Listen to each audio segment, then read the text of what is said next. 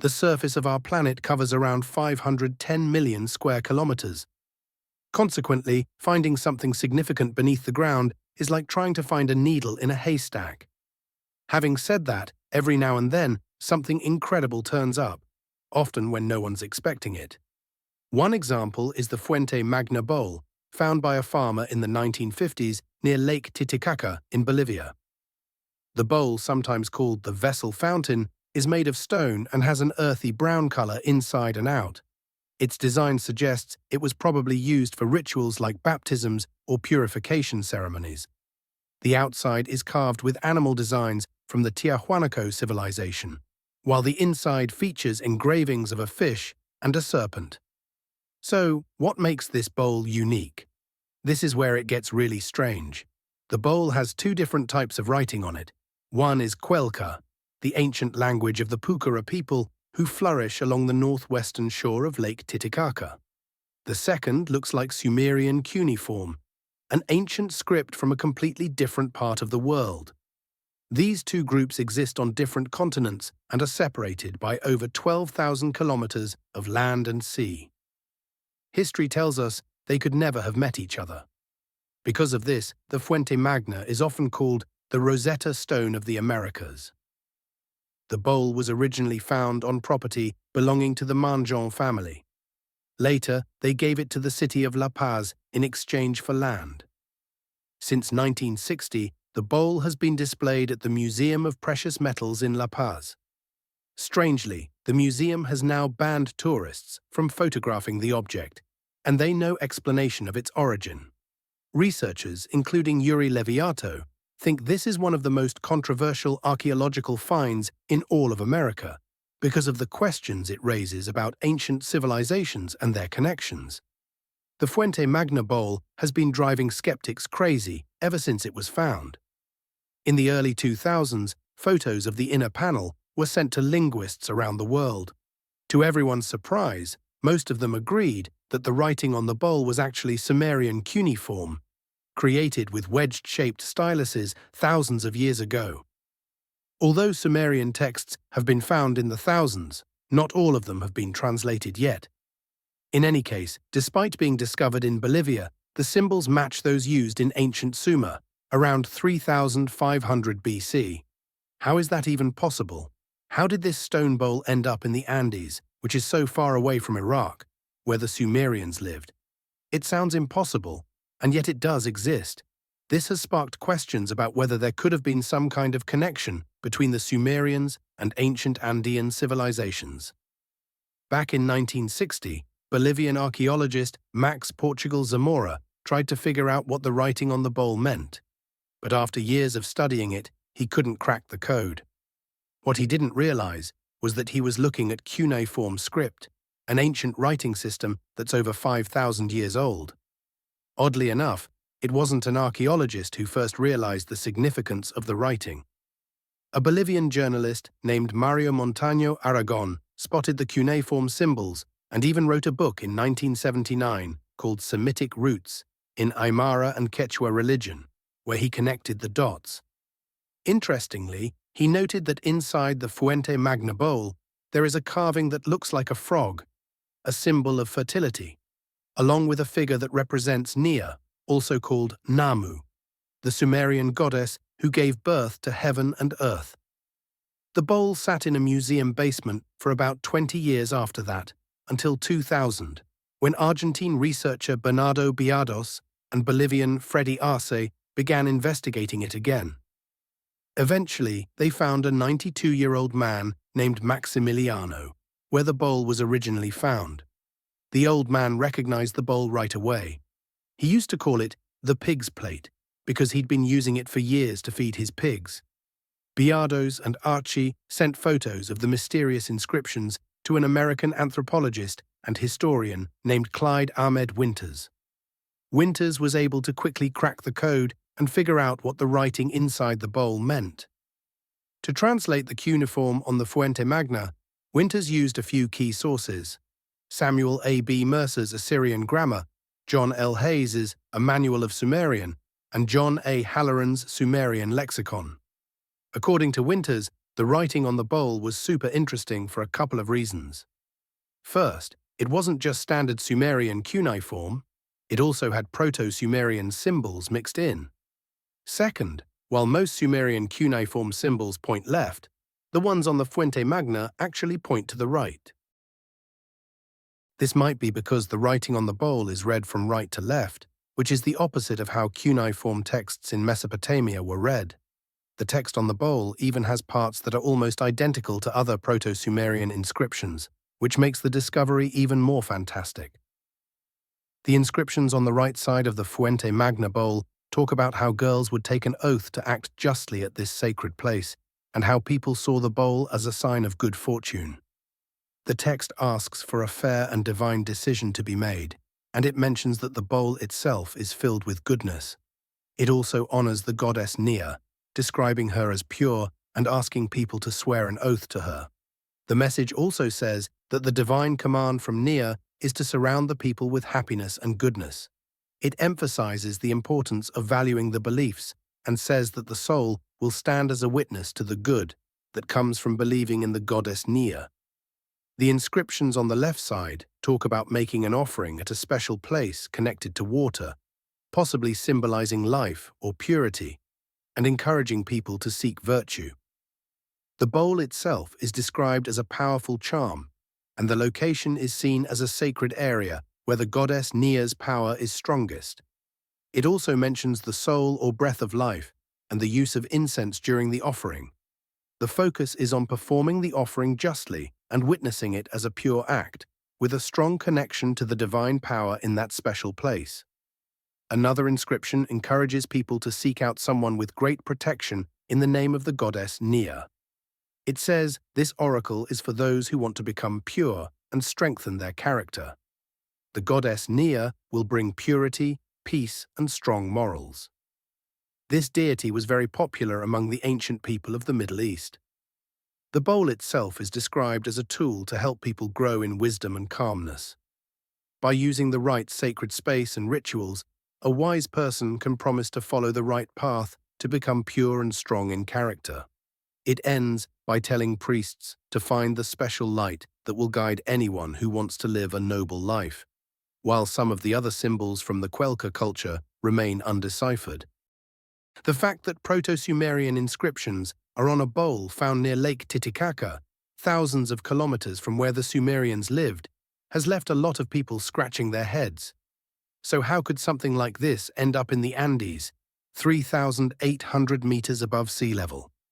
According to the Union of Researchers of Aerospace Phenomena, the Sumerians were known to travel by boat along the Tigris and Euphrates rivers for trade. However, not much is known about their ability to navigate the seas. It turns out that recent digs in Bahrain, which the Sumerians called Dilmun, revealed an ancient port where Sumerian ships were active in the 3rd millennium BC. These ships traveled as far as the mouth of the Indus River and traded goods like textiles, gold and copper with places like Mohenjo-Daro. What's even crazier, these vessels could carry up to 36 tons.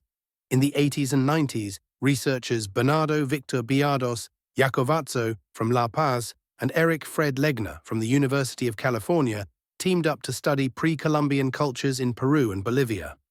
Their findings suggest that there was contact between civilizations like the Elamites, Phoenicians, Egyptians, Sumerians, and Babylonians with the indigenous tribes of Peru and Bolivia. This kind of connection between such distant cultures could help explain how something like the Fuente Magna bowl ended up where it did.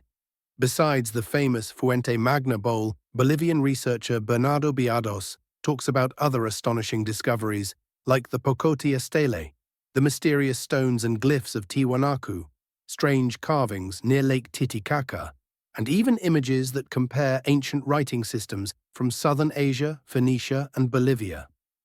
One part of his research focuses on stelae, stone monuments, in Bolivia that have writing similar to logosyllabic and cuneiform scripts, just like the ones found in Egypt, Elam, and even early forms of Hebrew writing.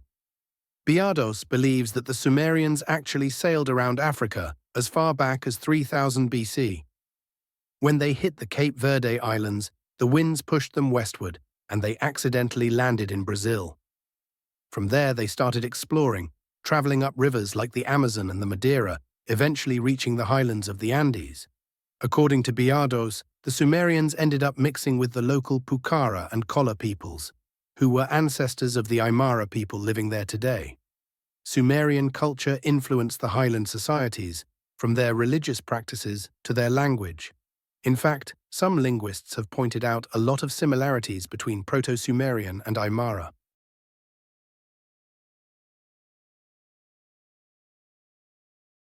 Biados also suggests that some of the Sumerians eventually made it back to their homeland, bringing coca leaves with them, which is interesting because traces of coca have been found in the mummies of Egyptian pharaohs.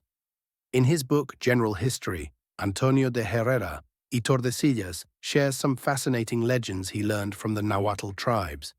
One of the most intriguing stories talks about 4 tall men who arrived by sea a long time ago. These men had pale skin, long beards, and were described as incredibly tall. When they arrived, they found a land full of gold and fertile soil inhabited by primitive people. According to the legend, these mysterious men brought the secret of time with them, which means they introduced the first Mesoamerican calendar and began counting time in the region. This and other stories were written down in the Codice Vaticano Latino, also called the Badianus manuscript or the Botterini Codex. The Codex is packed with stories that were shared with the Spanish by local tribes as they traveled from Mexico to Peru. It is now housed in the Vatican Library. Now, if we take a look at Zecharia Sitchin's theories, things get even more interesting. Sitchin believed that the rise of Mesoamerican civilization was linked to an extraterrestrial race known as the Anunnaki, who landed in Sumer but later settled in Mexico and Peru. He claimed these beings brought along humans from Sumer, Western Africa, and Egypt. According to him, this resulted in 2 waves of migrations that inspired the legends of Viracocha and Quetzalcoatl. In Mesoamerican and South American myths, Viracocha was described as a tall, bearded man with pale skin who carried a rod that could produce thunder and lightning.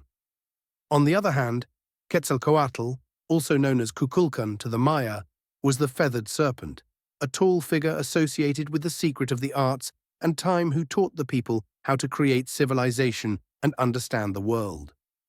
Both were said to have arrived by sea, making their mysterious origins even more intriguing.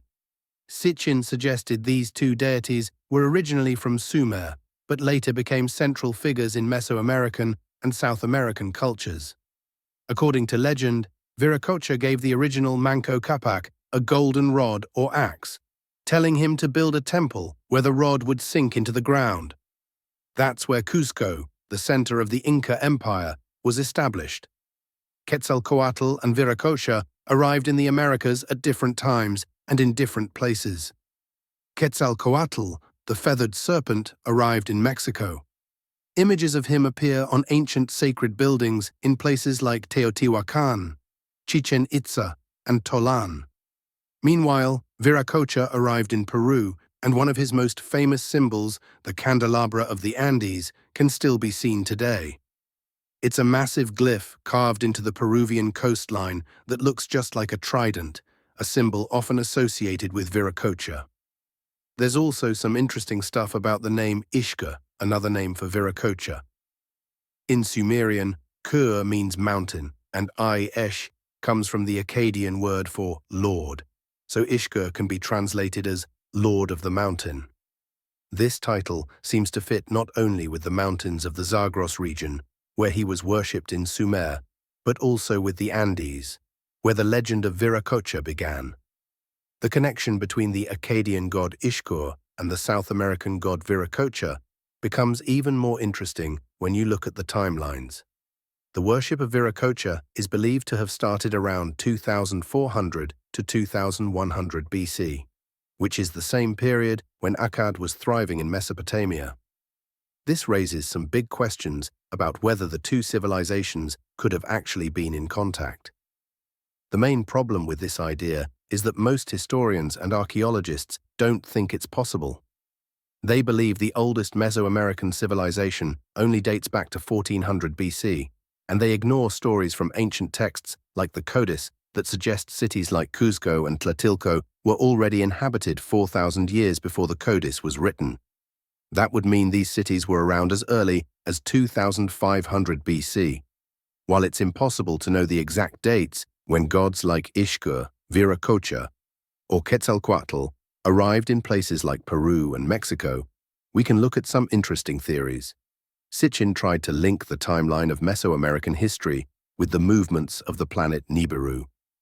Sitchin believed that the deluge, a massive flood, happened around 11,000 BC, which is close to when the Aztec first sun ended with a flood, according to their legend. He tied various events, like the rise of the Sumerians around 3,800 BC and the building of the pyramids around 10,500 BC, to Nibiru's movements. He even connected the reigns of Egyptian gods like Osiris, Ra, and Thoth to different stages of human civilization. Let's look at the key dates in ancient history, according to Sitchin. We see the rise of Sumer around 3,800 BC, the beginning of the fourth sun in Mesoamerican legend around 3,509 BC, the exile of the Egyptian god Thoth around 3,200 BC, and the creation of the long count calendar in Mesoamerica in 3,113 BC. These events suggest that Mesoamerican civilizations might have been influenced by the Sumerians and Egyptians. Sitchin believed Thoth was actually the Sumerian god Ningish-Zida, the son of Enki and brother of Marduk, known in Egypt as Ra. Ningish-Zida, like Quetzalcoatl in Mesoamerican mythology, was associated with serpents, specifically entwined snakes. In fact, an old Babylonian hymn describes Ningish-Zida as a prince with flowing hair and an outstretched hand, suggesting his importance. Putting it all together, the flourishing of Sumer around 3,800 BC lines up with the possible arrival of Mesopotamian and Egyptian influences in Mesoamerica. Around 3,200 BC, Ningish-Zida, or Thoth, was exiled by his brother Marduk, Ra, and may have brought his followers to Mesoamerica, where he was later worshipped as Quetzalcoatl. Just a few centuries later, in 3,113 BC, the first Mesoamerican calendar was created, marking a major development in their civilization. Whether the Anunnaki can be tied to the bowl or not, the Fuente Magna bowl still remains the most important finding, supporting the link between Mesopotamian and Mesoamerican cultures. It may, at some point in the future, establish beyond doubt that Sumerians were able to settle in Bolivia some 5,000 years ago.